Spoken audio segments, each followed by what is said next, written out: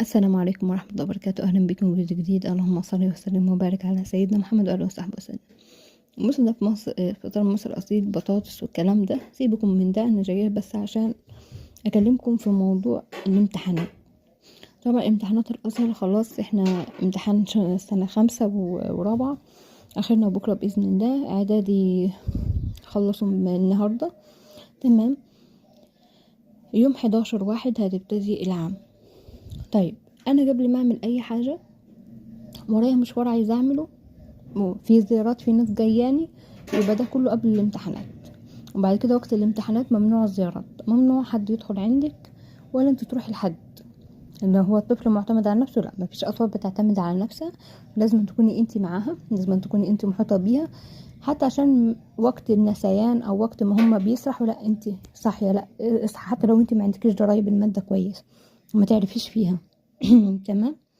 في الإجابات اللي بتبقى من ورا، والامتحانات تأكد لو في الدراسات معلومات وكده، التواريخ والحاجات دي، وتشوف وتركز على الحاجات دي.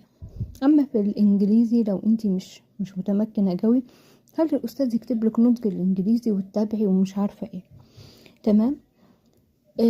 الشقة عايزة تتمسح مسحة قبليها بأسبوع أو قبليها، يعني خلص الامتحانات مثلا السبت، نمسحوها يوم الأربعاء والخميس. تمام. مش عايزاكي تبقي مشغولة بأي حاجة غير بيهم هما. شوية أكل، نعمل أي أكل في السريع أو نقضيها أي حاجة، لازم أن يكونوا عندك. بس يا أنس، لازم أن يكونوا انتي معاهم. ممنوع زيارات عائلية، ممنوع حد يدخل. خلاص احنا امتحانات، يبقى نكفي على نفسنا ال5-6 أيام دول عشان ربنا يكرمنا. دول عيالك وهم أولى بكل وقت ليكي.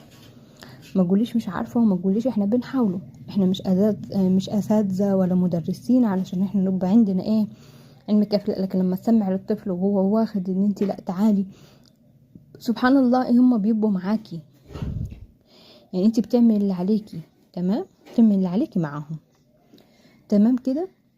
الاكل، وكمان البطاطا، شوكولاتايه، وهم بياكلوا حته شوكولاتايه صغيره، حتى لو شوكولاته مطبخ، شوكولاته ام 3 جنيه وام 5 جنيه، تديها لهم. هم بيذاكروا كويس خالص. رضوا ياخدوا كوبايه لبن، رضوا ما رضوش خالص براحتهم. الفطار الصبح كتري في السندوتشات، يبقى فطار وغدا، خليها عشاء بس. او ربنا موسع عليك، اعملي غدا من ما هم يجوا، لو فيكي صحة فيش برد ده، ربنا يعيننا.